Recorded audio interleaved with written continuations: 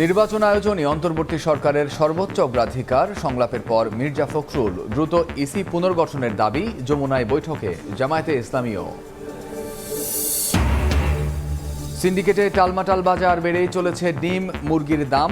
২০ দিনে ২৮০ কোটি টাকা মুনাফা হাতিয়েছে কর্পোরেট প্রতিষ্ঠান, দাবি পোল্ট্রি অ্যাসোসিয়েশনের।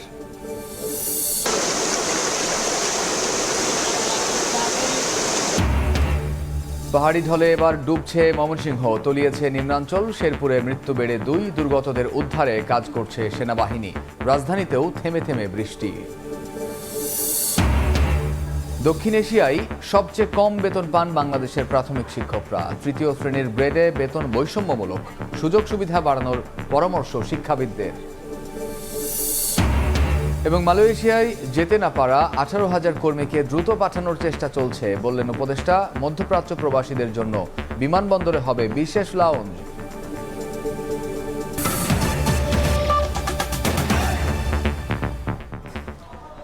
সময় সংবাদের সঙ্গে আছি আমি কামরুজ্জামান মামুন।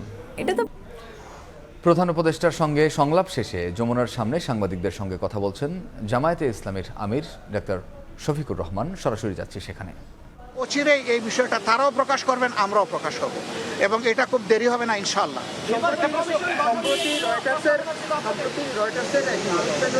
প্রধানের বক্তব্য এবং জাতিসংঘে যাওয়ার পরে প্রধান উপদেষ্টার বক্তব্য দিয়েছেন, এইসব নিয়ে আলোচনা হয়েছে কিনা?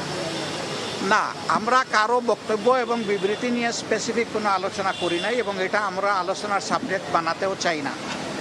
আমরা শুধু সরকারকে এতটুকু বলেছি যে জনগণের বিশাল প্রত্যাশা আপনাদের কাছে, এই প্রত্যাশার সময়টা টেনে আমরা লম্বা করব না। এইটাকে যৌক্তিক সময়ে, যৌক্তিক যে শব্দটা, এটার সম্মানটা যেন বহাল রাখতে পারি আমরা, সেই দিকে আপনাদের দৃষ্টি আকর্ষণ করি। ওনারা কোনো দ্বিমত পোষণ করেন নাই, এবং আমরা আশা করি এখানে কোনো সংকট তৈরি হবে না ইনশাআল্লাহ। আমরা শুনতে পেয়েছি যে সংস্কারের যে কমিশনগুলো হয়েছে, কমিশনের কয়েকজন সদস্যদের নিয়ে আপনাদের আপত্তি বা রিজার্ভেশন আছে, এটা কি সত্যি? আমাদের আপত্তি বা রিজার্ভেশনের বড় কথা না। সংশ্লিষ্ট মহল থেকে কেউ যদি কনসার্ন উত্থাপন করে, এটা তাদের ব্যাপার। আমরা দলগতভাবে কোনো কনসার্ন উত্থাপন করি নাই। থ্যাংক ইউ সবাইকে, ভালো থাকেন। প্রশ্নোত্তরে আমরা সংস্কারকেই ১ নম্বরে গুরুত্ব দিচ্ছি। প্রশ্নোত্তরের এই পর্বটা এত মজাদার যে টাঙ্গাইলের আপনার চমচমের চাইতে আরো মজাদার। আগামী সংলাপ শেষে প্রধান উপদেষ্টা বাসভবন যমুনার সামনে গণমাধ্যমের সামনে কথা বলছিলেন জামায়াতে ইসলামের আমির। আমরা এতক্ষণ সরাসরি ছিলাম সেখানে। এদিকে জাতীয় নির্বাচন আয়োজনে অন্তর্বর্তী সরকারের সর্বোচ্চ অগ্রাধিকার বলে বিএনপিকে আশ্বস্ত করেছেন প্রধান উপদেষ্টা ডক্টর মোহাম্মদ ইউনূস। তৃতীয় দফায় সংলাপে অংশ নেওয়ার পর যমুনার সামনে সাংবাদিকদের একথা বলেন দলটির মহাসচিব মির্জা ফখরুল ইসলাম আলমগীর। থেকে বিএনপি, জামায়াতে ইসলামী সহ কয়েকটি রাজনৈতিক দলের সঙ্গে বৈঠক করেন প্রধান উপদেষ্টা ডক্টর মোহাম্মদ ইউনূস। বৈঠক শেষে বিএনপি নেতারা জানান, বিতর্কিত নির্বাচনের দায়ে সংশ্লিষ্ট নির্বাচন কমিশনারদের বিচারের মুখোমুখি করা সব মিথ্যা ও গায়েবী মামলা প্রত্যাহারের দাবি জানানো হয়েছে। এছাড়া রাজনৈতিক বিবেচনায় নিয়োগ পাওয়া বিচারকদের অপসারণের কথা প্রধান উপদেষ্টাকে জানিয়েছেন তারা। পাশাপাশি দলগুলোর সঙ্গে আলোচনা করে রাজনৈতিক প্রভাবমুক্ত নির্বাচন কমিশন গঠনের দাবিও জানানো হয়।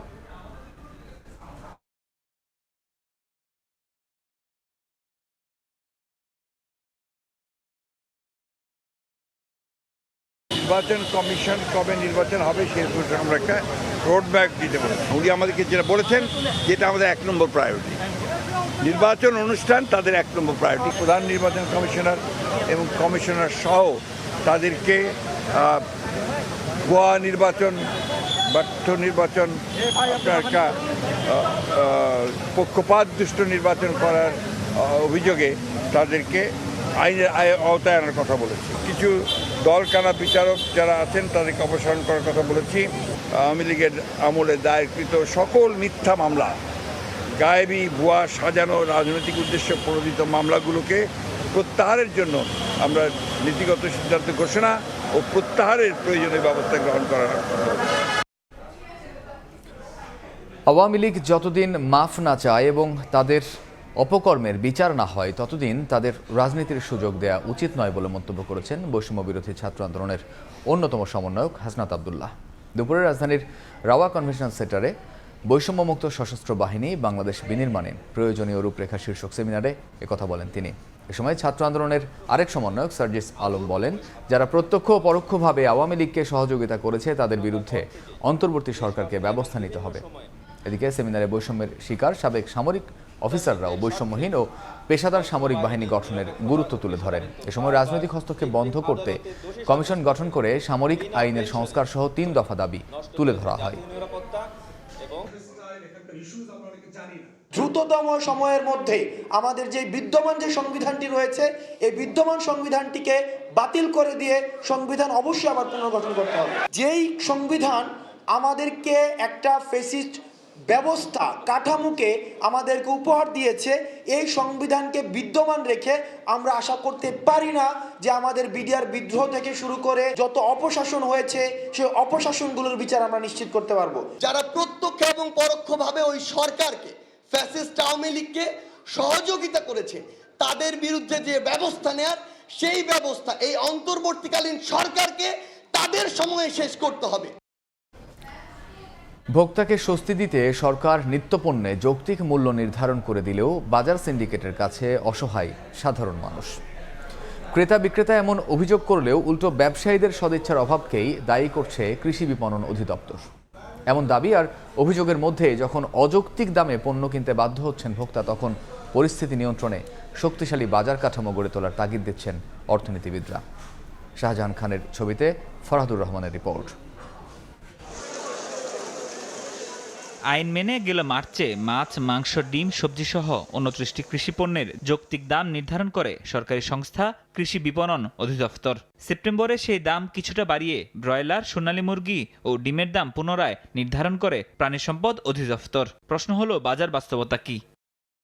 সেপ্টেম্বরের শেষে এসে দেখা যাচ্ছে নির্ধারিত দামে বাজারে মিলছে না কোনো পণ্যই। কেন বাজারে সেই দামের বাস্তবায়ন নেই? এমন প্রশ্নে কৃষি বিপণন অধিদপ্তর বলছে, একদিকে ঠেকানো যাচ্ছে না হাত বদলে মুনাফা লুটের প্রবণতা, অন্যদিকে রয়েছে ব্যবসায়ীদের সদিচ্ছার অভাব।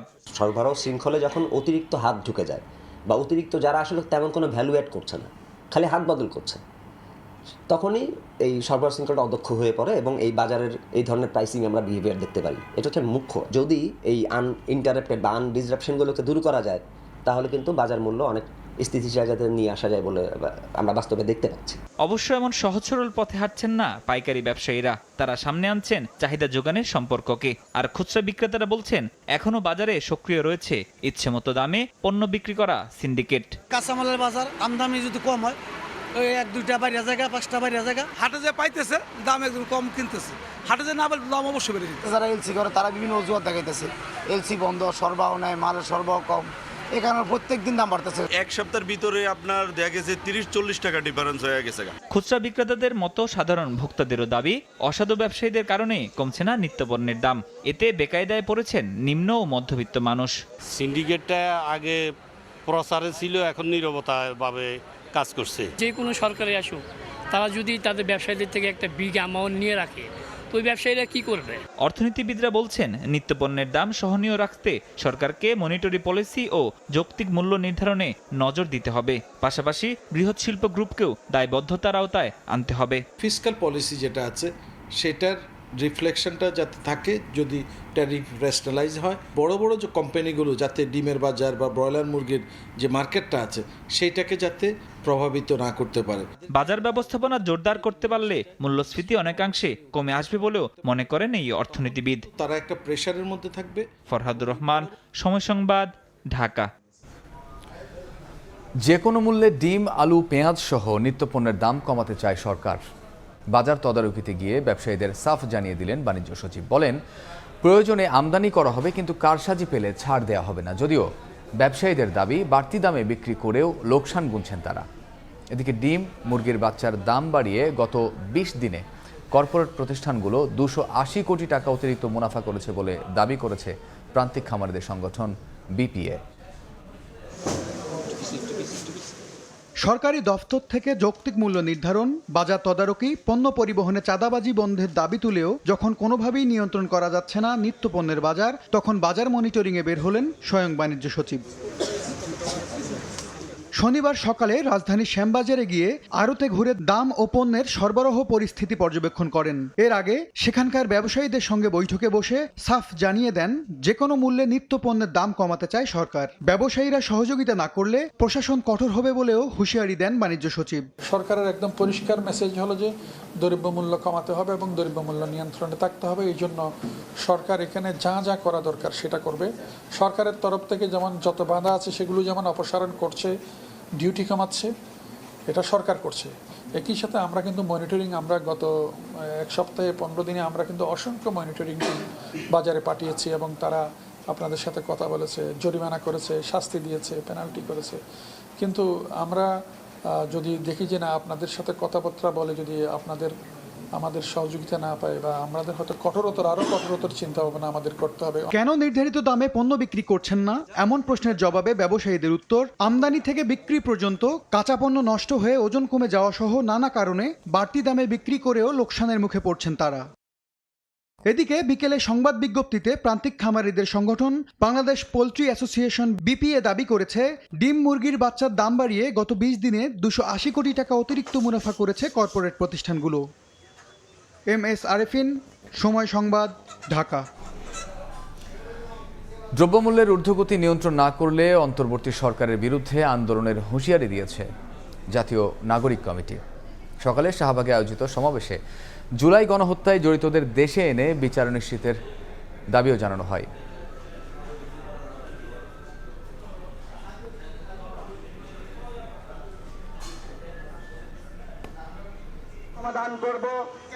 সরকার বদল হলেও নিয়ন্ত্রণে আসছে না নিত্যপণ্যের দাম। আগের সরকারের মেয়াদে ঊর্ধ্বমুখী দামে নাজেহাল হওয়া সাধারণ মানুষের প্রত্যাশা ছিল নতুন বাংলাদেশে ভোগ্যপণ্য ক্রয় ক্ষমতার মধ্যে আসার। তবে অন্তর্বর্তী সরকারের এখনও এদিকে নজর না দেওয়ার অভিযোগ উঠল রাজধানীর শাহবাগে আয়োজিত এই সমাবেশে। জাতীয় নাগরিক কমিটির সংগঠকরা বলেন, দ্রব্যমূল্যের ঊর্ধ্বগতি নিয়ন্ত্রণ করতে না পারলে এই সরকারের বিরুদ্ধেও তারা আন্দোলন করবেন। এই সরকার ক্ষমতায় এসছে আজকে 2 মাস হয়ে গিয়েছে বন্ধুগণ, এখন পর্যন্ত সেই যে নিত্যপণ্য আছে তার লাগামহীন যে ঊর্ধ্বগতি এই সরকার টেনে ধরতে পারছে না। সরকারকে বলবো অচিরেই যথাযথ ব্যবস্থা গ্রহণের মাধ্যমে সিন্ডিকেট ভেঙে দিয়ে নিত্যপণ্যের যে লাগামহীন ঊর্ধ্বগতি সেটা নিয়ন্ত্রণে নিয়ে আসবেন। সমাবেশে জুলাই হত্যাকাণ্ডের বিচার, নিহতদের পরিবারের পুনর্বাসন এবং আহতদের সুচিকিৎসার দাবিও জানান বক্তারা। হত্যাকাণ্ডে জড়িত সবাইকে দেশে এনে বিচারের মুখোমুখি করার দাবিও তাদের। এখন পর্যন্ত কোনো হত্যার বিচার শুরু হয় নাই। সরকারের কাছে আহ্বান থাকবে অতি দ্রুত যারা গণহত্যা করছে, খুনের যারা গুলি করেছে, যারা হুকুম দিয়েছে তাদের প্রত্যেককে যেন বিচার প্রক্রিয়ার মাধ্যমে তাদেরকে যেন শাস্তি নিশ্চিত করা হয়। ফ্যাসিবাদের দোষরদেরকে ফেরত আনতে চায়, তাদের প্রতি আমাদের স্পষ্ট বার্তা, বাংলাদেশে কখনো এই ফ্যাসিস্টের পতিত দোষরদের কোনো জায়গা হবে না। এদিকে সকালে উত্তরা 11 নম্বর সেক্টরে সংবাদ সম্মেলন করে 24-এর উত্তরা নামে একটি সংগঠন, যেখানে আন্দোলনে শুধু উত্তরায় হতাহতের হিসাব তুলে ধরেন আয়োজকরা। জানান, সংঘর্ষের সময় এলাকাটিতে প্রাণ হারান 28 জন, আহত 197 আর এখনও নিখোঁজ আছেন 1 জন। অধিকাংশ নিহত এবং আহত হয়েছে মাথায়, উরুতে, চোখে, পায়ে, কোমরে, পাজরে বুলেটের আঘাতে। আমাদের আহত এবং শহীদ ভাই বোনদের রক্তের মর্যাদার এতটুকু অসম্মান হলে সবার প্রথমে এই ফাউন্ডেশনেই সরকারের সমালোচনা করবে এবং সরকারের প্রতিবাদ করবে। সংবাদ সম্মেলনে জানানো হয়, আহতদের মধ্যে জরুরি চিকিৎসা দরকার 34 জনের আর চোখের চিকিৎসা দরকার 13 জনের। ফারজানা আক্তার, সময় সংবাদ, ঢাকা।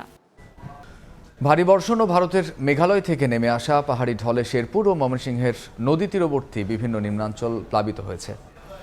তলিয়ে গেছে গ্রামের পর গ্রাম, পানিবন্দী কয়েক হাজার মানুষের চরম দুর্ভোগে দিন কাটাচ্ছেন তারা। এদিকে শেরপুরে বন্যা পরিস্থিতির আরও অবনতি হয়েছে, পানিতে ডুবে মারা গেছে 2 জন। দুর্গতদের উদ্ধারে কাজ করছে সেনাবাহিনী।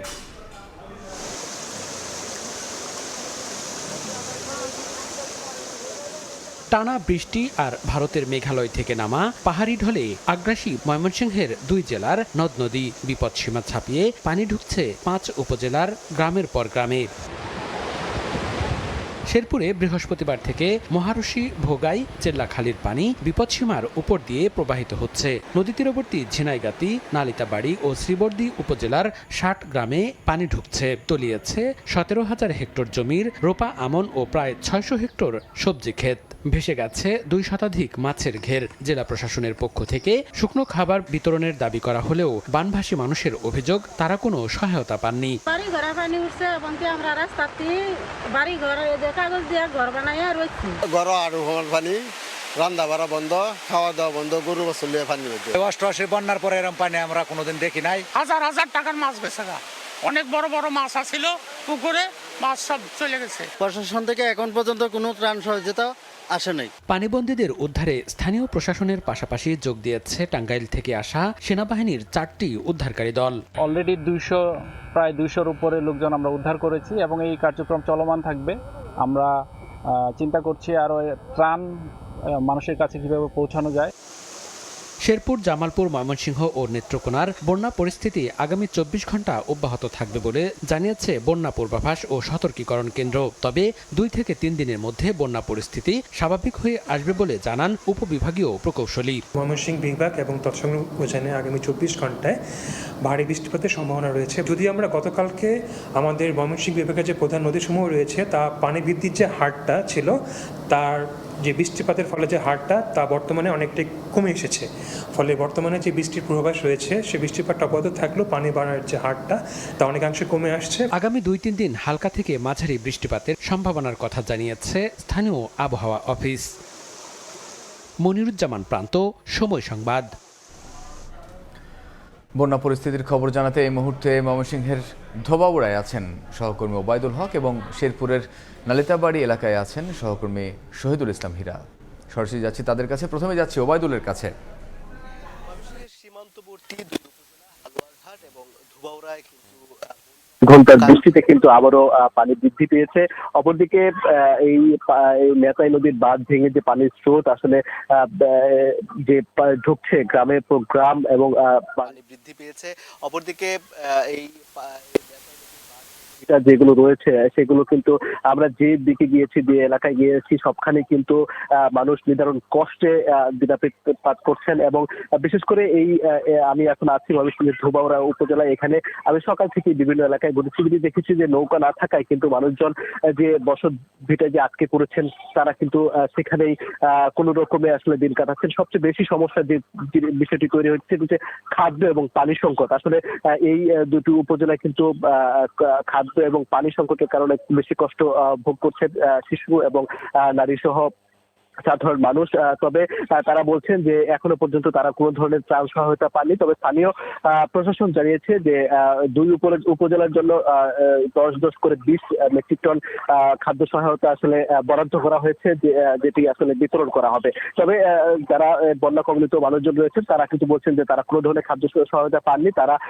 তারা কিন্তু এই যে চিরা, মুড়ি কিংবা বিস্কিট বা আশেপাশের দোকানে গিয়ে তারা কোনো রকমে আসলে সেই খাবারগুলো খাচ্ছেন। এবং এই যে পানি ওঠার কারণে বাড়ি ঘর এবং বিশেষ করে রান্নাঘর পানি ওঠার কারণে তারা কিন্তু এই চুলা জ্বালাতে পারেননি এবং রান্না করতে পারেননি।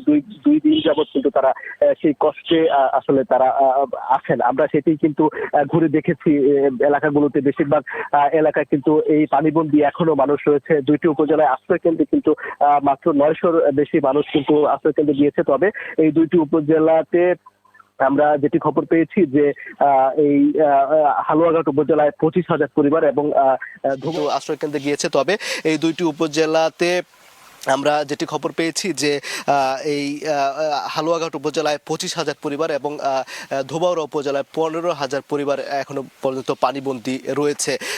তো এই ছিল ময়মনসিংহের হালুয়াঘাট এবং ধোবাউড়ার বন্যা পরিস্থিতি। এবার আমরা শেরপুরের বন্যা পরিস্থিতি জানতে আমরা চলে যাব সহকর্মী শহীদুল ইসলাম হীরার কাছে। কাপাসিয়া নামক একটি স্থানে এই জায়গায় গতকালকে আমাকে এখন যে পরিমাণ পানি দেখতে পাচ্ছেন, গতকালকে এর চেয়ে 2 ফুট পানি বেশি ছিল। আমি যেখানে দাঁড়িয়ে আছি সেখানে আমি দাঁড়িয়ে থাকতে আমার ভীষণ কষ্ট হচ্ছে, স্রোতের পরিমাণ এতটুকু। তো গতকালকে যে আরও 2 ফিট পরিমাণ বেশি পানি ছিল, তাহলে সহজেই অনুমান করা যায় যে এই এলাকায় বা এই জায়গাটিতে কী পরিমাণ স্রোত ছিল। এবং এই স্রোতের তোড়ে আমার রাস্তার পাশে যে বাড়িঘরগুলো আছে সেই বাড়িঘরে অনেক ঘর ভেঙে গেছে, অনেক ঘরের। নালিতাবাড়ি উপজেলায় বন্যার ক্ষতিগ্রস্ত মানুষ বেশি ক্ষতিগ্রস্ত হয়েছে। তবে একটা সুখের বিষয় হচ্ছে উজান থেকে পানি নেমে যাচ্ছে। পানি উন্নয়ন বোর্ড আমাকে জানিয়েছেন পানি উন্নয়ন বোর্ড আমাকে জানিয়েছেন চেল্লাখালী নদীর পানির কিছুটা কমে বিপদসীমার 269 সেন্টিমিটার নিচে প্রবাহিত হচ্ছে এবং নালিতাবাড়ির ভোগাই নদীর পানি কিছুটা কমে 48 সেন্টিমিটার উপর দিয়ে প্রবাহিত হচ্ছে বিপদসীমার। এই নালিতাবাড়ি যেহেতু বেশি ক্ষতিগ্রস্ত হয়েছে, তাই নালিতাবাড়ি উপজেলায় 130টি আশ্রয় কেন্দ্র খোলা হয়েছে। জেলা প্রশাসক আমাকে জানিয়েছেন নালিতাবাড়ি উপজেলায় 130টি আশ্রয় কেন্দ্র খোলা হয়েছে। এই আশ্রয় কেন্দ্রগুলোতে প্রায় 5000-এরও বেশি দুর্গত মানুষ গিয়ে আশ্রয় নিয়েছেন। এই দুর্গত মানুষদেরকে শুকনো খাবারের পাশাপাশি খিচুড়ি রান্না করে খাওয়ানো হচ্ছে বলে আমাকে জেলা প্রশাসক জানিয়েছেন। আমি সেনাবাহিনীর কর্মকর্তাদের সাথে কথা বলেছি, তারা আমাকে জানিয়েছেন এ পর্যন্ত প্রায় 4 শতাধিক মানুষকে উদ্ধার করে নিরাপদ আশ্রয়ে নিয়ে যাওয়া হয়েছে। সেনাবাহিনীর 6টি টিম কাজ করছে নালিতাবাড়ি সহ বেশ কয়েকটি জায়গায়। সেনাবাহিনীর একটি উদ্ধারকারী হেলিকপ্টার সার্বক্ষণিক প্রস্তুত রয়েছে। সেনাবাহিনী আমাকে জানিয়েছেন যখন হেলিকপ্টার দিয়ে উদ্ধার করার জন্য অনুরোধ জানানো হবে, তখন হেলিকপ্টার দিয়ে দুর্গতদেরকে উদ্ধার করা হবে। তো শেরপুরের এই ছিল আমার কাছে বন্যার সর্বশেষ তথ্য। শেরপুর ও ময়মনসিংহ থেকে সহকর্মীরা জানাচ্ছিলেন বন্যা পরিস্থিতির সবশেষ তথ্য। এদিকে রাজধানীতেও থেমে থেমে বৃষ্টিতে ভোগান্তি বেড়েছে নগরবাসীর। বিভিন্ন স্থানে সৃষ্টি হয়েছে জলাবদ্ধতা। রাজধানীবাসীর অভিযোগ, দুর্বল ড্রেনেজ ব্যবস্থা ভোগান্তি বাড়িয়েছে কয়েক গুণ। এদিকে আবহাওয়ার পূর্বাভাস বলছে আগামী 24 ঘন্টা বৃষ্টিপাত অব্যাহত থাকবে।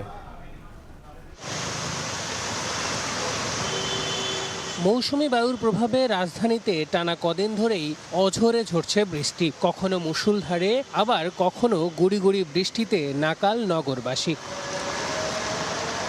দিনের শুরুতে বৃষ্টি কিছুটা কম থাকলেও বেলা বাড়ার সঙ্গে সঙ্গে বেড়েছে মাত্রা, আর এতেই সৃষ্টি হয় জলাবদ্ধতার। বৃষ্টি তো বটেই, দুর্বল ড্রেনেজ ব্যবস্থায় দুর্ভোগে সাধারণ মানুষ। এদিকে ছুটির দিনেও যারা প্রয়োজনে ঘর থেকে বেরিয়েছেন তাদেরও কম বেগ পোহাতে হয়নি। ড্রেনেজ আমাদের এনাফ বড় আছে, এটা পরিষ্কার রেখে যদি বারবার রাস্তা না কাটা হয় তাহলে বেশ কিছুটা সলভ হবে। ফকিরাপুলের এদিকে একটুখানি বৃষ্টি হলে একদম পানিতে পুরা অবস্থা খারাপ হয়ে যায়। বৃষ্টি হোক, বাদল হোক, ঝড় হোক, তুফান হোক, আমাদের কাজ করতে হবে। উপায় নাই, বৃষ্টির মধ্যে গরিব মানুষের সবই কাম।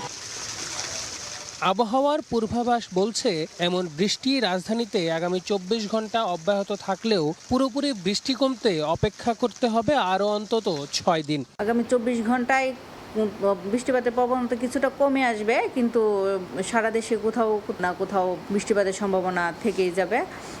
সেটা হয়তো 12 তারিখের পরে বৃষ্টিপাতটা কমে আসবে। চলমান লঘুচাপের প্রভাবে এমন বর্ষণে পাহাড়ি অঞ্চলে ভূমিধসের আশঙ্কা আছে বলেও জানিয়েছেন আবহাওয়াবিদরা। আল আমিন তুষার, সময় সংবাদ, ঢাকা।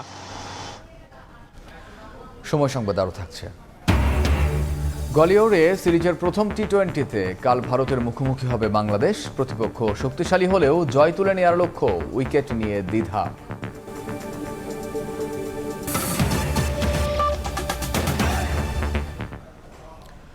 শ্রমিক অসন্তোষের পেছনে স্বার্থান্বেষী মহলের ইন্ধন থাকে বলে জানিয়েছেন ব্যবসায়ীরা।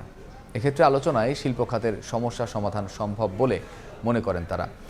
ডিসিসিআই আয়োজিত সেমিনারে ব্যবসায়ীরা বলেন, অর্থনীতির গতি স্বাভাবিক রাখতে হলে সরকারকে ব্যাংক খাতের মতো বাণিজ্য ও বিনিয়োগেও নজর দিতে হবে। আওয়ামী সরকারের পতনের পর ধীরে ধীরে স্পষ্ট হচ্ছে রাষ্ট্র ব্যবস্থা, আর্থিক খাত ও সার্বিক বাণিজ্য কাঠামোর ক্ষতচিহ্ন। সর্বাঙ্গে ব্যথা, ঔষধ দিব কোথা? এমন প্রেক্ষাপটে যখন সরকার আর্থিক খাত সংস্কারে গুরুত্ব দিয়ে এগিয়ে যাওয়ার চেষ্টা করছে, তখন শুরু হয় পোশাক খাতে বিভিন্ন দাবি বাস্তবায়নে অরাজকতা। শ্রমিক অসন্তোষে উৎপাদন বন্ধ হয়ে বাংলাদেশ বিমুখ হয়েছে অনেক বিদেশি ক্রেতা। বর্তমানে পরিস্থিতি নিয়ন্ত্রণে থাকলেও এর পেছনে স্বার্থান্বেষী মহলের চক্রান্তকেই দুষছেন গার্মেন্টস মালিকরা। শনিবার ডিসিসিআই আয়োজিত current state of economy and Outlook of Bangladesh বিষয়ক এক সেমিনারে সংশ্লিষ্টরা বলেন, কয়েকজন অসাধু ব্যবসায়ীর জন্য সবার দুর্নাম হচ্ছে। কিছু মালিক তো অবশ্যই আছে যাদের বিত্ত বৈভব আছে। কারা? কত পার্সেন্ট? 5%, ম্যাক্সিমাম তাহলে 10%। বাকি যে 90% মালিক যে দিন আনতে দিন পুরায় তাদের, সেটা কি ওনারা দেখেন? সেটা দেখার চোখ ওনাদের নাই, কারণ ওনারা এক চোখে শুধু ওই বিত্ত বৈভব যাদের তাদেরটাই দেখেন। বক্তারা বলেন, শিল্প কারখানায় গ্যাস সংকটের সাথে বিরাজ করছে অজানা আতঙ্ক। মূল্যস্ফীতির কারণে ঝিমিয়ে পড়েছে ব্যবসার গতি। ব্যবসায়ীদের মনোবল ঠিক রাখতে প্রয়োজন আইন ও আদেশের বাস্তবায়ন। কনফিডেন্সের আরেকটা পার্ট কিন্তু বায়ার্স এন্ড ফরেন ইনভেস্টরস, সেই জায়গাটায় কিন্তু এই মুহূর্তে শ্যাটার্ড কনফিডেন্স আছে। বায়ার্সরা যায়নি এখনো, কিন্তু তাই বলে কনফিডেন্স কিন্তু খুব বা মনের কিন্তু খুব সাহস নাই। কিন্তু এই সাহসটা যদি আনতে না পারি তাহলে হয়তো আস্তে আস্তে যাওয়া শুরু করবে, এবং আমাদের আশেপাশে দুই একটা দেশ এদেরকে নেওয়ার জন্য খুবই চেষ্টা করছে। গঠনমূলক আলোচনার মাধ্যমে সমস্যার সমাধান দেখছেন শীর্ষ পর্যায়ের ব্যবসায়ীরা। সরকারের অনেক পদক্ষেপের বাহবা দিয়ে দাবি জানান ব্যাংক খাতের মতো বাণিজ্য বিনিয়োগে গুরুত্ব দেয়। আমি জানি আমার ক্ষুদ্র কোম্পানি 9% থেকে 16% গেলে আমি কেমনে ইন্টারেস্ট দিব আমি জানি না। সো আমার মনে হয় আমাদের ইন্ডাস্ট্রিয়াল সেক্টরের জন্য কিভাবে আমরা একটু ভিন্নভাবে চিন্তা করতে পারি, তার জন্য বোধহয় আমাদের ইন্টারেস্ট কস্ট নিয়ে আমাদের গভর্নর সাহেবের সাথে বসার ভীষণভাবে দরকার আছে। দেশের শিল্প বাণিজ্য ঠিক রাখতে দাবি আদায়ের নামে নৈরাজ্য বন্ধ, কাস্টমসের নীতি সহায়তা, পণ্য পরিবহনের ভাড়া কমানোয় সরকারের হস্তক্ষেপ চেয়েছেন সংশ্লিষ্টরা। কাজল আব্দুল্লাহ, সময় সংবাদ, ঢাকা। দফায় দফায় দেন দরবার করে 4 বছরেও বিদেশি ক্রেতার কাছ থেকে পোশাক রফতানির 130 কোটি টাকা আদায় করতে পারেনি দেশের 36টি প্রতিষ্ঠান। বিল অফ লেডিং ছাড়াই পণ্য পরিবহন প্রতিষ্ঠান এক্সপো ফ্রেইট লিমিটেড যুক্তরাজ্যের ডেভেনহ্যামকে পোশাক সরবরাহ করায় এই পরিস্থিতি তৈরি হয়েছে। আজ সংবাদ সম্মেলন ডেকে বকেয়া পরিশোধে এক্সপো ফ্রেইট লিমিটেডকে 15 দিন সময় বেঁধে দিয়েছে ডেভেনহ্যাম ভেন্ডার্স কমিউনিটি। প্রায় 150 বছরের পুরনো যুক্তরাজ্য ভিত্তিক পাবলিক লিমিটেড প্রতিষ্ঠান ডেভেনহ্যামের কাছে পোশাক বিক্রি করে বিপাকে দেশের 36টি প্রতিষ্ঠান। উদ্যোক্তাদের দাবি, বর্তমানে দেউলিয়া হওয়া ডেভেনহ্যামের কাছে 2020 সাল পর্যন্ত $70.48 মিলিয়ন পণ্য রপ্তানি করা হয়। নিয়ম অনুযায়ী রপ্তানি কার্যক্রম সম্পন্ন হওয়া এবং রপ্তানি মূল্য আদায়ের পর ডেভেনহ্যামের মনোনীত পণ্য পরিবহনকারী প্রতিষ্ঠান এক্সপো ফ্রেইট লিমিটেডকে বিল অফ লেডিং দেবেন রপ্তানিকারকরা। এরপর ডেভেনহ্যামকে পণ্য সরবরাহ করতে পারবে এক্সপো ফ্রেইট লিমিটেড। উদ্যোক্তাদের অভিযোগ, বিল অফ লেডিং ছাড়াই পণ্য সরবরাহ করেছে এক্সপো ফ্রেইট। হয় সে ব্যাংক গ্যারান্টি নিবে বায়ারের কাছ থেকে, যে ব্যাংক আমার পেমেন্ট কনফার্মেশন দিবে, অথবা আমাদের বিল ইনভয়েস করবে। সে যেহেতু কিছুই করে নাই, উইদাউট অল পেপারস সে আপনার গুডস বায়ারকে দিয়ে দিয়েছে, তার মানে সে বাংলাদেশের আইন ভঙ্গ করেছে। এইটাই হলো ইএফএল ফল্ট। দেন দরবার করে গত 4 বছরে পাওয়া গেছে $60 মিলিয়ন। এখনো বাকি $10.21 মিলিয়ন বা 130 কোটি টাকা। এই অর্থ আগামী 15 দিনের মধ্যে পরিশোধ না করলে এক্সপো ফ্রেইট লিমিটেডের বিরুদ্ধে আইনি ব্যবস্থা নেওয়ার হুঁশিয়ারি দেয় ডেভেনহ্যাম ভেন্ডার্স কমিউনিটি। ইএফএল এবং অন্যান্য ক্যারিয়ারদের 15 দিনের মধ্যে অর্থ প্রদান করতে হবে। তারা ব্যর্থ হলে তাদের বিরুদ্ধে আমরা আইনি ব্যবস্থা নেব। আমরা সমস্ত গার্মেন্টস কোম্পানি থেকে ইএফএলকে ঘেরাও করতে বাধ্য হব। সংবাদ সম্মেলনে জানানো হয়, ভুক্তভোগী 36 প্রতিষ্ঠান বছরে $5 বিলিয়ন পোশাক রপ্তানি করে। শুভ খান, সময় সংবাদ, ঢাকা। দক্ষিণ এশিয়ার দেশগুলোর মধ্যে বাংলাদেশের প্রাথমিক বিদ্যালয়ের শিক্ষকদের বেতন সর্বনিম্ন। শিক্ষকরা বলছেন তাদের বেতন দেয়া হয় 3য় শ্রেণীর কর্মচারীর গ্রেডে, যা দিয়ে জীবনযাত্রার ব্যয় মেটাতেই হিমশিম অবস্থা। শাকির আহমেদের রিপোর্ট। দূর করার জন্য আপনাদের রাজধানীর মোহাম্মদপুর সরকারি প্রাথমিক বিদ্যালয়ের সহকারী শিক্ষক খায়রুন নাহার লিপি জাতীয় পর্যায়ে শ্রেষ্ঠ শিক্ষিকা হওয়ার পর তিনি যা বেতন পাচ্ছেন তা দিয়ে পরিবারের খরচ মেটানো তো দূরের কথা, ঢাকায় মাথা গজার বন্দোবস্ত করতেই হিমশিম অবস্থা। প্রাথমিক বিদ্যালয়ের একজন শিক্ষকের টিফিন ভাতা যদি 60 টাকা বা তার চেয়ে একটু বেশি হয়, এর চেয়ে লজ্জার কোথায় আছে বলেন? নিত্য পণ্যের যে পরিমাণ দাম, সেটির সাথে যদি আপনি সমন্বয় করতে যান, মাসের 15 দিন পরে হাতে কিন্তু আর উদ্বৃত্ত অর্থ থাকে না। একই অবস্থা অন্যান্য শিক্ষকদেরও। যুগের পর যুগ নেই পদোন্নতি, বেতন দেয়া হয় 13তম গ্রেডে। শিক্ষকদের 3য় শ্রেণীর কর্মচারীর গ্রেডে বেতন দিয়ে সুনাগরিক তৈরির দায়িত্ব দেয়াকে বৈষম্যমূলক বলছেন তারা। সরকারি পিটিআই সংলগ্ন পরীক্ষণ বিদ্যালয়গুলোতে একই শিক্ষাগত যোগ্যতা স্নাতক 2য় বিভাগ, তাদেরকে 10ম গ্রেড দেওয়া হয়েছে। আমাদেরকে কিন্তু 13তম গ্রেড দিয়ে 3য় শ্রেণীর কর্মচারী হিসেবে রাখা হয়েছে। চাকরি শুরু থেকে আমরা সহকারী শিক্ষক হিসাবে ঢুকি, আমরা সহকারী শিক্ষক হিসাবেই রিটায়ারে চলে যাই। বৈষম্যটা অনেক বেশি। সরকারি আসে, আশ্বাস দেয় যে এই করব, আপনাদের এই করব, প্রমোশন দিব, সবাই শুভঙ্করের ফাঁকির মতন অবস্থা। দক্ষিণ এশিয়ায় সবচেয়ে কম বেতন পান বাংলাদেশের প্রাথমিক বিদ্যালয়ের শিক্ষকরা, অঙ্কে যা $170। মালদ্বীপের শিক্ষকরা বাংলাদেশের শিক্ষকদের তুলনায় প্রায় 5 গুণ অর্থাৎ $953 বেতন পান। শিক্ষাবিদরা বলছেন, মেধাবীদের এই পেশায় আকৃষ্ট করতে সামাজিক মর্যাদা ও বেতন সহ সুযোগ সুবিধা বাড়ানোর বিকল্প নেই। প্রাথমিক বিদ্যালয়ের শিক্ষকদের যে করুণ দশা, আমরা জানি 20 টাকা বেতনে শুরু হয়েছিল এই প্রাথমিক বিদ্যালয়ের শিক্ষকতা, এখনও আমরা সেই জায়গায় রয়ে গেছি। এটি পরিবর্তন করা ছাড়া, বাংলাদেশের প্রাথমিক বিদ্যালয়ের শিক্ষকদের সম্মান, অর্থনৈতিক মর্যাদা বাড়ানো ছাড়া কোনোভাবেই আমি মনে করি বাংলাদেশের প্রাথমিক শিক্ষার গুণগত মান বাড়ানো সম্ভব নয়। প্রাথমিক শিক্ষা অধিদপ্তর বলছে, প্রাথমিক শিক্ষকদের সুযোগ আরও বাড়ানোর বিষয়ে তারা আন্তরিক। শিক্ষকদের সুবিধাদি অ্যাড্রেস করার জন্য সরকার কিন্তু প্রয়োজনীয় কার্যক্রম হাতে নিয়েছে। দেখুন, সেটা আমার মনে হয় যে সরকারের সক্রিয় বিবেচনায় আছে। আর্থিক সুযোগ সুবিধা বৃদ্ধির পাশাপাশি পেশাগত দক্ষতায়ও গুরুত্ব দেওয়া হচ্ছে বলে জানান প্রাথমিক শিক্ষা অধিদপ্তরের মহাপরিচালক। শাকির আহমেদ, সময় সংবাদ, ঢাকা। আওয়ামী লীগ সরকারের আমলে পরিকল্পিতভাবে ধ্বংস করা হয়েছে দেশের শিক্ষা ব্যবস্থা, এমন অভিযোগ করেছেন বিএনপি ও জামায়াতের নেতারা। বিশ্ব শিক্ষক দিবসে সকালে রাজধানীতে কর্মসূচিতে মির্জা ফখরুল ইসলাম আলমগীর বলেন, শিক্ষার রুগ্ন দশা নিয়ে জাতির উন্নতি সম্ভব নয়। আর জামায়াতের নেতার কথা বলেন শিক্ষকদের কম সুযোগ সুবিধা নিয়ে। বিশ্ব শিক্ষক দিবস উপলক্ষে রাজধানীতে শিক্ষকদের বিভিন্ন সংগঠনের আয়োজনে পালন করা হয় নানা কর্মসূচি। আর এসবে অংশ নেন রাজনৈতিক দলগুলোর শীর্ষ নেতারা। সকালে রাজধানীর ইঞ্জিনিয়ার্স ইনস্টিটিউটে শিক্ষক কর্মচারী ঐক্যজোট আয়োজিত সমাবেশে বক্তব্য রাখেন বিএনপি মহাসচিব মির্জা ফখরুল ইসলাম আলমগীর। বলেন, শিক্ষা ব্যবস্থাকে পরিকল্পিতভাবে ধ্বংস করেছে আওয়ামী লীগ সরকার। আমার জাতির প্রয়োজন, উন্নয়নের প্রয়োজন, উপরে ওঠার জন্য প্রয়োজন যে শক্তিটা দরকার, হিউম্যান রিসোর্স দরকার, সেই রিসোর্স আমি তৈরি করতে পারছি। আমাদের ছেলেরা এখন যেভাবে লেখাপড়া শিখে পাশ করে, এসএসসি পাস করে, এইচএসসি পাস করে, গ্র্যাজুয়েশন পায়, একটা শুদ্ধ ভালো বাংলা লিখতে পারে না। আপনাদের সমস্যাগুলো আমরা সমাধান করতে চাই। আমাদের যে দলের পক্ষ থেকে আমাদের যে 31 দফা রয়েছে, আমরা নিজেই ভাবতে খুব অবাক লাগে যে বাংলাদেশের বাজেটে জিডিপির মাত্র 5% শিক্ষার জন্য দেওয়া হয়। আজকে দাবি উঠেছে আপনাদের কাছ থেকে, আমি মনে করি অত্যন্ত ন্যায়সঙ্গত দাবি যে শিক্ষাকে জাতীয়করণ করতে হবে।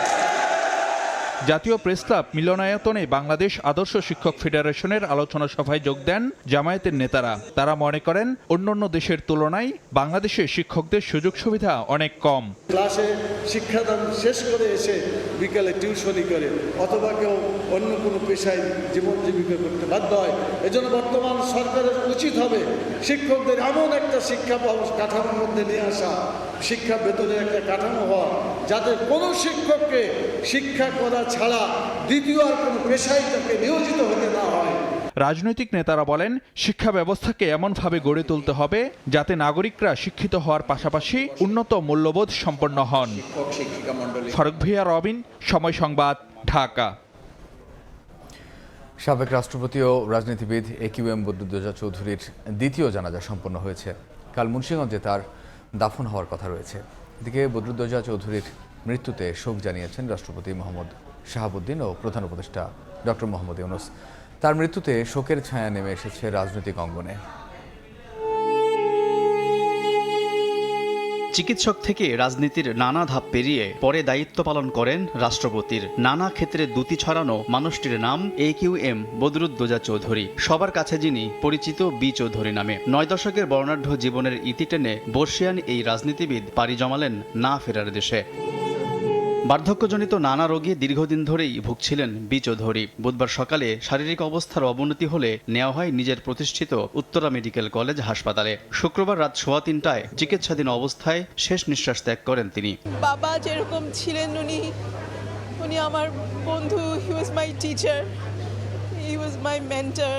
ব্যক্তি জীবনে সবসময় তিনি একটা কথা বলতেন, সবাইকে বলতেন, আমাদেরকে এখানে শ্রদ্ধা করে কেউ কখনো ছোট হয় না, আর হিংসা করে কেউ কখনো বড় হয় না। সকাল 8:30টায় বি চৌধুরীর প্রথম জানাজা অনুষ্ঠিত হয় উত্তরা মহিলা মেডিকেল কলেজ হাসপাতালে। সেখানে অংশ নেন তার প্রাক্তন ছাত্রছাত্রী ও সহকর্মীরা। বি চৌধুরীর মৃত্যুতে শোকের ছায়া নেমে এসেছে রাজনৈতিক অঙ্গনেও। শেষবারের মতো এক নজর দেখতে বাড়িধারায় তার বাসভবনে ভিড় করেন দীর্ঘদিনের সহকর্মী, বন্ধু ও স্বজনরা। উনি একজন ভীষণ বড় নেতা ছিলেন এবং উনি ভালো ডাক্তার ছিলেন, উনি ভালো মানুষ ছিলেন। উনি একজন মানুষ হিসাবে, একজন নেতা হিসাবে সব সময় মানুষের, জনগণের এটার জন্য কাজ করছেন। বাড়িধারা কূটনৈতিক এলাকায় বাদজহর অনুষ্ঠিত হয় দ্বিতীয় জানাজা। এতে অংশ নেন বিএনপি মহাসচিব মির্জা ফখরুল ইসলাম আলমগীর, বিএনপি নেতা আসম আব্দুর রব, আব্দুল মঈন খান, কৃষক শ্রমিক জনতা লীগের সভাপতি বঙ্গবীর আব্দুল কাদের সিদ্দিকী সহ রাজনীতিকরা। তিনি চিকিৎসক হিসাবে বাংলাদেশের শ্রেষ্ঠ মানুষ। তিনি একসময় রাজনীতিতে এসেছিলেন, সেখানে তিনি শ্রেষ্ঠ মানুষ। সত্যিকার অর্থেই একজন মস্ত বড় মানুষকে আমরা হারালাম। রোববার মুন্সিগঞ্জের শ্রীনগরে তৃতীয় জানাজা ও গ্রামের বাড়ি মজিদপুর দয়াহাটায় চতুর্থ জানাজা শেষে দাফন করা হবে বি চৌধুরীকে।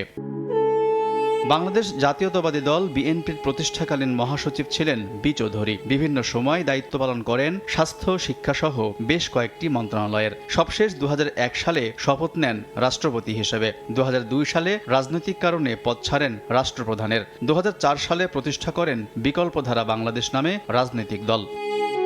আলতাফ হোসাইন, সময় সংবাদ, ঢাকা। দেখছেন সময় সংবাদ। একদম ফ্রেশ বিশ্বমানের প্রযুক্তির সকল সুবিধা নিয়ে ভালো থাকুন আপনিও। কঙ্কা। বিগত সরকারের এমপি ও মন্ত্রীদের ধরতে সাংবাদিকদের সহযোগিতা প্রয়োজন বলে জানিয়েছেন স্বরাষ্ট্র উপদেষ্টা মোহাম্মদ জাহাঙ্গীর আলম চৌধুরী। অনুসন্ধানী প্রতিবেদনের মাধ্যমে আইন শৃঙ্খলা বাহিনীকে সহযোগিতার আহ্বানও জানিয়েছেন তিনি। বিকেলে এপিবিএন সদর দফতরে শহীদ মীর মুগ্ধের স্মরণসভা, মীর মুগ্ধ ভবন এবং এপিবিএন স্কুল অ্যান্ড কলেজের প্রবেশ তোরণ উদ্বোধন অনুষ্ঠানে তিনি একথা বলেন। উপদেষ্টা বলেন, সাংবাদিকদের প্রয়োজনে মন্ত্রণালয়ের পক্ষ থেকে সব ধরনের সহযোগিতা করা হবে। এ সময় তিনি আরও বলেন, সরকার পতনের পরের 3 দিন সরকারের শীর্ষস্থানীয় অনেকে সীমান্ত দিয়ে পালিয়েছেন, যা এখন আর সম্ভব নয়। সীমান্তের নিরাপত্তা জোরদার করা হয়েছে বলেও জানান তিনি।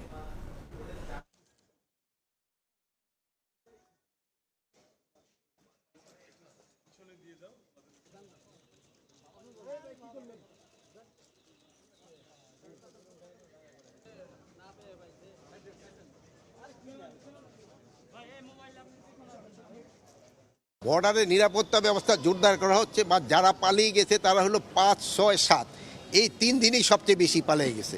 এখন কিন্তু পালানোটা তাদের জন্য বেশ দূর হয়ে গেছে। আপনারা ইনভেস্টিগেশন জার্নালিজম করেন, আপনারা কাইন্ডলি আমাদের দিয়ে একটা ইনফরমেশন দেন।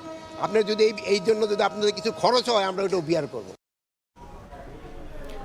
সিন্ডিকেট নয়, মালয়েশিয়ায় কর্মী পাঠানোর রিক্রুটিং এজেন্সি উন্মুক্ত করে দেওয়ার কথা জানালেন প্রবাসী কল্যাণ উপদেষ্টা doctor Asif Nazrul. Work permit পেয়েও যেতে না পারা 18,000 কর্মীকে দ্রুত পাঠানোর চেষ্টা চলছে বলেও জানান তিনি। এছাড়া মধ্যপ্রাচ্যে প্রবাসীদের জন্য 2 সপ্তাহের মধ্যে বিমানবন্দরে বিশেষ লাউঞ্জের ব্যবস্থা করা হবে বলেও জানান উপদেষ্টা। মালয়েশিয়ায় বেঁধে দেওয়া সময়সীমা গত 31 মের মধ্যে দেশটিতে যেতে না পেরে প্রায় 18,000 বাংলাদেশি কর্মীর ভবিষ্যৎ নিয়ে দেখা দেয় অনিশ্চয়তা। দায়িত্ব গ্রহণের পর থেকেই বিষয়টি সুরাহার চেষ্টা করে আসছিল অন্তর্বর্তী সরকার। শুক্রবারের ঝটিকা ঢাকা সফরে মালয়েশিয়ার প্রধানমন্ত্রী কাজের অনুমতি পেয়েও যেতে না পারা কর্মীদের দ্রুত সেদেশে নিতে ব্যবস্থার আশ্বাস দিয়ে যান। এ অবস্থায় নির্ধারিত সিন্ডিকেটের হাত থেকে রক্ষা করতে মালয়েশিয়ায় লোক পাঠানোর রিক্রুটিং এজেন্সি উন্মুক্ত করে দেয়া হবে বলেও জানালেন প্রবাসী কল্যাণ ও বৈদেশিক কর্মসংস্থান উপদেষ্টা। 100 জনের যে সিন্ডিকেট ছিল, সিন্ডিকেট শব্দটা উচ্চারণ করিনি, আমি বলেছি যে রিক্রুটমেন্ট প্রসেসটাকে ওপেন করে দেওয়ার জন্য সকল আপনার যারা রিক্রুটিং এজেন্সি আছে সবার জন্য ওপেন করার জন্য, ট্রান্সপারেন্ট করার জন্য। মালয়েশিয়ায় কর্মরত বাংলাদেশি জনশক্তির স্বাস্থ্য ও পেশাগত নিরাপত্তা কল্যাণের লক্ষ্যে শনিবার বিকেলে প্রবাসী কল্যাণ ও কর্মসংস্থান মন্ত্রণালয়ের আওতাধীন ওয়েজ ওনার্স কল্যাণ বোর্ডের সঙ্গে চুক্তি হয় মালয়েশিয়ার সামাজিক নিরাপত্তা সংস্থা পার্কেসুর। অনুষ্ঠানে প্রধান অতিথির বক্তব্যে ডক্টর আসিফ নজরুল আরও জানান, মধ্যপ্রাচ্যের দেশগুলোতে কর্মরত শ্রমিকদের যাতায়াতের বিড়ম্বনা এড়াতে তাদের জন্য বিমানবন্দরে চালু করা হচ্ছে বিশেষ লাউঞ্জ। মধ্যপ্রাচ্যে যে শ্রমিক ভাই বোনরা আছে ওনাদের জন্য আলাদা স্পেশাল লাউঞ্জের ব্যবস্থা করব। পার্কেসোর গ্রুপ চিফ এক্সিকিউটিভ জানান, মালয়েশিয়ায় কর্মরত বাংলাদেশি শ্রমিকদের সঙ্গে সে দেশের শ্রমিকদের বৈষম্য নিরসন ও তাদের নিরাপত্তা নিশ্চিতে তারা প্রতিশ্রুতিবদ্ধ। We want to look into welfare of workers. That's why there's no discrimination between the local workers and also the foreign workers. That is the reason why we embark into social protection. মালয়েশিয়ায় নতুন কর্মী পাঠাতে সে দেশের সঙ্গে আলোচনা চলছে বলেও জানান প্রবাসী কল্যাণ উপদেষ্টা। সাদিকুর রহমান, সময় সংবাদ, ঢাকা। দুর্গোৎসব উদযাপনে নিরাপত্তা নিশ্চিতে জেলায় জেলায় সেনা মোতায়েন করা হয়েছে বলে জানিয়েছেন সেনাপ্রধান জেনারেল ওয়াকারুজ্জামান। নির্ভয়ে মণ্ডপে যাওয়ার আহ্বান জানিয়েছেন তিনি। দুর্গাপূজা উদযাপনে রাজধানীর ঢাকেশ্বরী মন্দিরে নেওয়া নিরাপত্তা ব্যবস্থা পরিদর্শন করে এ মন্তব্য করেন সেনাপ্রধান। এ সময় তিনি উপস্থিত মহানগর সার্বজনীন পূজা কমিটি এবং বাংলাদেশ পূজা উদযাপন পরিষদের সভাপতি ও সংশ্লিষ্ট সবার সঙ্গে মতবিনিময় করেন। এরপর তিনি বলেন, অন্তর্বর্তীকালীন সরকারের নির্দেশনা অনুযায়ী বাংলাদেশ সেনাবাহিনী দুর্গোৎসব নির্বিঘ্ন করতে যথাযথ ব্যবস্থা নিয়েছে।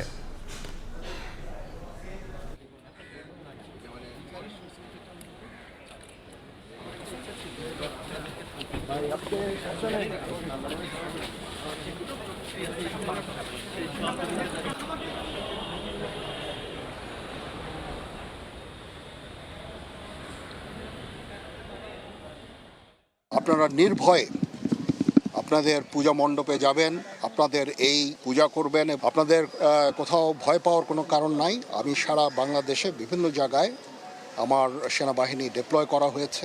আমি বিশেষভাবে বলে দিয়েছি একটা সুন্দর পরিবেশ চাই এবং সেই পরিবেশে সবাই আপনাদের এই পরবটা আপনারা উদযাপন করবেন। দুর্গাপূজায় নিরাপত্তা নিশ্চিত করতে রাজধানীর পাশাপাশি সারা দেশে ডিবি পুলিশ সতর্ক অবস্থানে থাকবে। নেওয়া হবে নিচ্ছিদ্র নিরাপত্তা ব্যবস্থা। সকালে ডিএমপির মিডিয়া সেন্টারে এক ব্রিফিংয়ে ডিবি প্রধান বলেন, মানুষের আস্থা ফেরাতে গোয়েন্দা বিভাগকে ঢেলে সাজানো হবে। কোনো আয়নাঘর থাকবে না ডিবিতে। দুর্গাপুজো উপলক্ষে সারা দেশের মতো ঢাকা মেট্রোপলিটন এলাকায়ও নিশ্চিদ্র নিরাপত্তা ব্যবস্থা গ্রহণ করা হয়েছে। ঢাকা শহরের প্রতিটি পূজা মণ্ডপের নিরাপত্তায় এবং পূজা উৎসবে পুলিশের পাশাপাশি ডিবির টিম সাদা পোশাকে দায়িত্ব পালন করবে, যাতে উৎসবে মেতে উঠতে পারে প্রিয় নগরবাসী। অপেশাদার কিছু পুলিশ কর্মকর্তা সমগ্র পুলিশ বাহিনীকে জনগণের মুখোমুখি দাঁড় করিয়ে দেয়। ঢাকা মহানগর গোয়েন্দা অফিসে আর কোনো আয়নাঘর থাকবে না।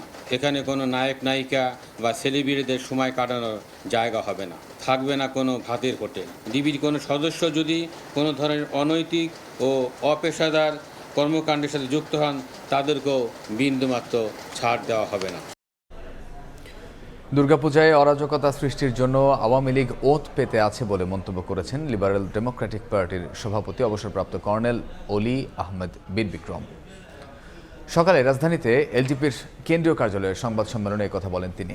ক্ষমতাচ্যুত আওয়ামী লীগের নিবন্ধন বাতিলের আহ্বান জানান তিনি।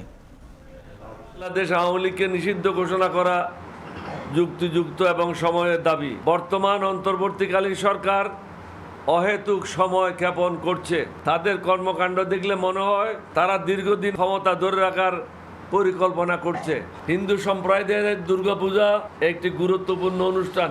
এলডিপি সকলকে আমি বলবো, বাংলাদেশের সকল মুসলমানদেরকে এই অনুষ্ঠান সফলভাবে এবং নিরাপত্তার সাথে পালন করার জন্য সহযোগিতা করতে হবে। বিশেষভাবে সরকারকে আইন শৃঙ্খলা বজায় রাখার জন্য সতর্ক ব্যবস্থা গ্রহণ করতে হবে, কারণ আওয়ামীপন্থীরা বিভিন্ন জায়গায় দুর্গাপূজাকে কেন্দ্র করে বিশৃঙ্খলা সৃষ্টি করতে পারে। পশ্চিমবঙ্গের বিভিন্ন মণ্ডপে চলছে দুর্গাপূজার শেষ মুহূর্তের প্রস্তুতি। শহরের একটি মণ্ডপে পূজার থিমে তুলে ধরা হয়েছে বাংলাদেশ ভারত সম্পর্কের নানা দিক। কলকাতা থেকে সুব্রত আচার্যের রিপোর্ট, ক্যামেরায় ছিলেন বিশ্বজিৎ দাস। দক্ষিণ কলকাতার হরিদেবপুরে এবারের পূজার থিম বাংলাদেশ ভারত সম্পর্ক। আর এই সম্পর্কের কথা বললেই উঠে আসবে 1971 সাল। দুই দেশের সীমান্ত, কাঁটাতারের বেড়া কিংবা ঘটিদের মোহনবাগান অথবা বাঙালদের ইস্টবেঙ্গল ফুটবল ক্লাব। আসবে নদী, ক্ষেত, মাছ, নির্লিপ্ত প্রকৃতির কথা। আর এই মণ্ডপে প্রবেশ করলেই মনে হয় এক ফ্রেমে বাঁধানো রয়েছে প্রতিবেশী দুই দেশ। আমরা তো সবাই বাঙালি, বাংলাদেশে যারা আছে তারাও বাঙালি, আমরা এখানে যারা আছি সবাই বাঙালি। তা আমরা চাইছি এই একটা থিমের মাধ্যমে, এপার বাংলা ওপার বাংলা, এই থিমটা যেটা আমরা করছি, এর মাধ্যমে আমরা সবাইকে একত্র করতে চাই, আমরা সবাই এক, এই মেসেজটা আমরা দিতে চাই। গোটা বিশ্বে এখন সবচেয়ে আলোচিত বিষয় বিশ্ব উষ্ণায়ন, আর এর জন্য দায়ী নগরায়নের জন্য গাছ কেটে সবুজ ধ্বংস করা। দক্ষিণ কলকাতার লালাবাগানের এবারের পূজার থিম সবুজ বাঁচাও। দশভুজা দেবী দুর্গা থেকে লক্ষ্মী, গণেশ, কার্তিক, সরস্বতী সবাইকেই বসানো হয়েছে সবুজ পৃথিবীর ওপর। গাছ দিয়ে মণ্ডপ সাজানোর মধ্য দিয়ে বার্তা দেওয়া হয়েছে পরিবেশ রক্ষার। সমাজে যেভাবে পরিবেশ দূষণ হচ্ছে, যেভাবে গরম বাড়ছে, যেভাবে গাছপালা নষ্ট হচ্ছে, যেভাবে প্রমোটিং হচ্ছে, তারা সবই আপনারা বুঝতে পারছেন। সেই জায়গায় দাঁড়িয়ে অক্সিজেনের যেভাবে অভাব হয়ে পড়ছে, তার জন্য উনি বলছে আমাদের ক্লাবের তরফ থেকে যদি এই বার্তাটা সারা সমাজের কাছে পৌঁছে দেওয়া হয়, ঠিক আছে, এই কনসেপ্টটা আমাদের জন্য খুব আইডিয়াল। কলকাতায় টানা রিকশার প্রথম চাকা খুঁড়তে শুরু করে 1890 সালে। 2000 সালের পর থেকে ধীরে ধীরে বিলুপ্ত হতে শুরু করে এই যানবাহন। গড়িয়াহাটের হিন্দুস্তান পার্কে এবার জায়গা পেয়েছে কলকাতার ঐতিহাসিক এই স্মারক। টানা রিকশাকে থিম করে নজর কাটছে দর্শনার্থীদের। একটা কালচারাল আমাদের যে রিকশা কত ইম্পর্টেন্ট জিনিস, ওটা দেখানো হচ্ছে। কলকাতায় এবার 3000 মণ্ডপে হবে দুর্গাপূজা। তবে থিম, আলো কিংবা ভিড়, সব ক্ষেত্রেই উত্তর কলকাতার চেয়ে বরাবরই আলোচনায় থাকতে চায় দক্ষিণের পূজা মণ্ডপগুলো। সুব্রত আচার্য, সময় সংবাদ, কলকাতা। এদিকে ইসরায়েলকে ইরানের পারমাণবিক স্থাপনায় হামলা চালানোর পরামর্শ দিয়েছেন সাবেক মার্কিন প্রেসিডেন্ট ডোনাল্ড ট্রাম্প। শুক্রবার নর্থ ক্যারোলাইনা অঙ্গরাজ্যের এক নির্বাচনী প্রচারণায় দেশটির প্রতি এ আহ্বান জানান তিনি। বলেন, ইরানের সাম্প্রতিক ক্ষেপণাস্ত্র হামলার জবাবে ইসরায়েলের উচিত সবার আগে পরমাণু স্থাপনায় আগ্রাসন চালানো। এটি হবে তেল আবিবের প্রতিশোধ।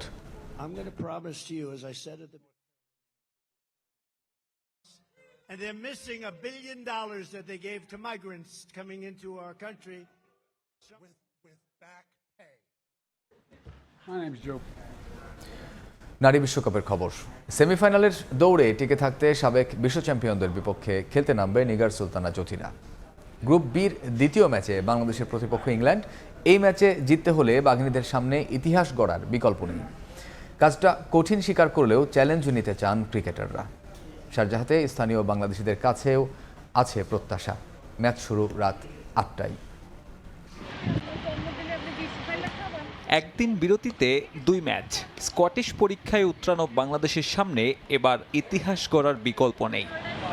প্রতিপক্ষ ইংল্যান্ড, এরপর ওয়েস্ট ইন্ডিজ আর দক্ষিণ আফ্রিকা। 3 ম্যাচেই আন্ডারডগ বাংলাদেশ। তবে সেমিতে যেতে ফেভারিটদের হারাতেই হবে। টিম পারফরমেন্সে প্রথম ম্যাচ জিতলেও সন্তোষজনক ছিল না টপ অর্ডারের পারফরমেন্স। ভুল ত্রুটি শুধরে সামনে তাকাতে চায় ক্রিকেটাররা। দুপুরে ম্যাচ হওয়ার কারণে অনেক বেশি গরম ছিল।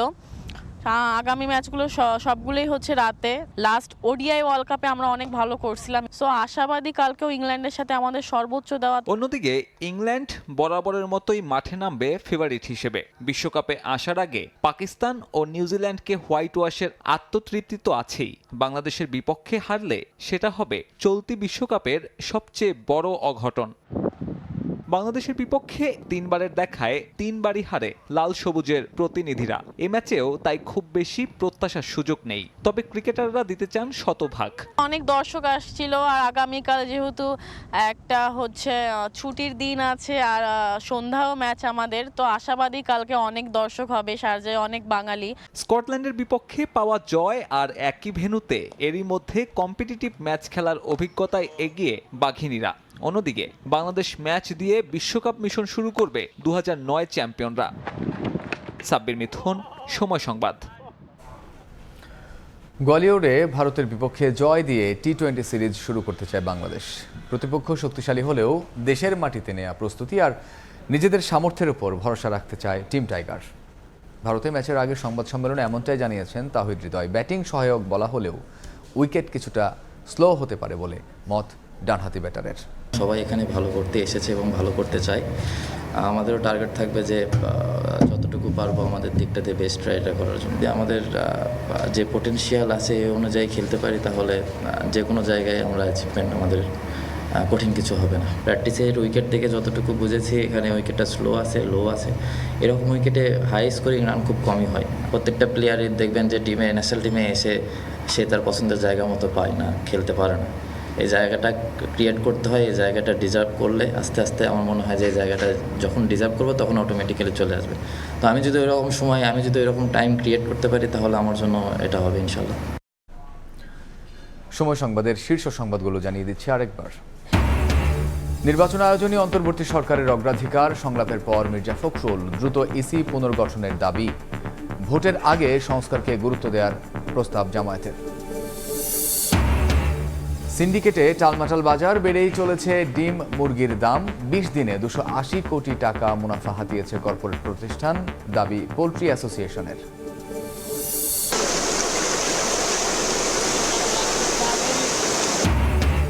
পাহাড়ি ঢলে এবার ডুবছে ময়মনসিংহ, তলিয়েছে নিম্নাঞ্চল, শেরপুরে মৃত্যু বেড়ে 2, দুর্গতদের উদ্ধারে কাজ করছে সেনাবাহিনী। রাজধানীতেও থেমে থেমে বৃষ্টি।